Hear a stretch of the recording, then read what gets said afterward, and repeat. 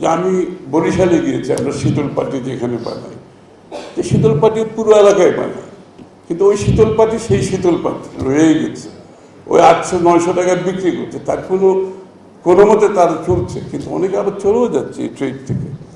আমরা যদি বলছি একটা ওয়ান ভিলেজ ওয়ান প্রোডাক্ট, এই কনসেপ্টটা আমরা নিয়ে আসতে চাই। আমরা বলছি শীতল পাটি, পুরো গ্রাম শীতল পাটি বানাবো, আমরা তাদেরকে ঋণ দেব, স্কিল দেব, ডিজাইনিং সাপোর্ট দেব, ব্র্যান্ডিং দেব, অনলাইন রিয়েল টাইম সেল করার একটা সুযোগ সৃষ্টি করে দেবো।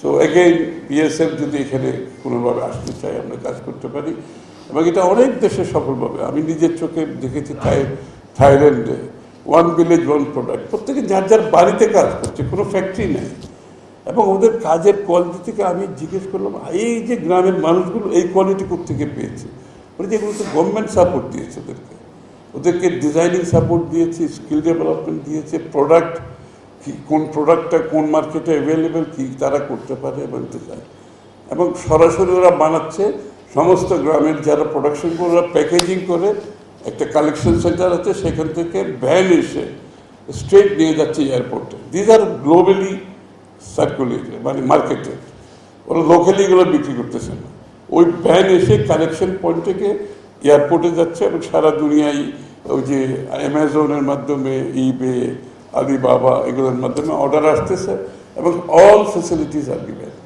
সো এইখানে maybe we can talk about something, আমরা কী করতে পারি। আমাদের theatre is something disappearing, theatre, আমাদের মিউজিক ইজ ডিসঅ্যাপিয়ারিং, আমাদের এই জায়গায় কোনো সাপোর্ট হবে। এই লোকগুলো কিন্তু বাংলাদেশের মানুষ, তো থিয়েটারের শিল্পী আছে, লাইটম্যান আছে, মেকআপ ম্যান আছে, theatre is an industry.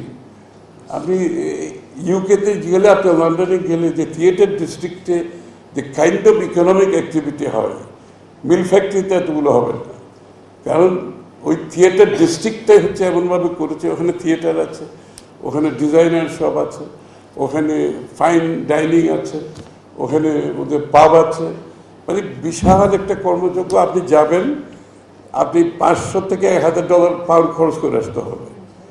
It is contributing to তাদের জিডিপিতে। GDP is not about manufacturing. আমাদের একটা কনসেপ্ট হয়ে গেছে, মিল ফ্যাক্টরিতে হবে, এটা হবে, ওইটাই GDP. No, it's not, this is GDP. এই লোকগুলো যে জিনিসগুলো তৈরি করছে, এইগুলো ইন্টারন্যাশনালাইজ হচ্ছে। এই আমাদের কালচারালি আমরা অনেক পিছিয়ে গেছি, আমাদের এই জায়গাগুলোকে আমরা সাপোর্ট দেবো। This is our creative industry. Sports is another industry. আপনি যে স্টেডিয়ামের টিকিট করে আপনি ঢুকেন, দিস ইজ জিডিপি, এটাই তো জিডিপি।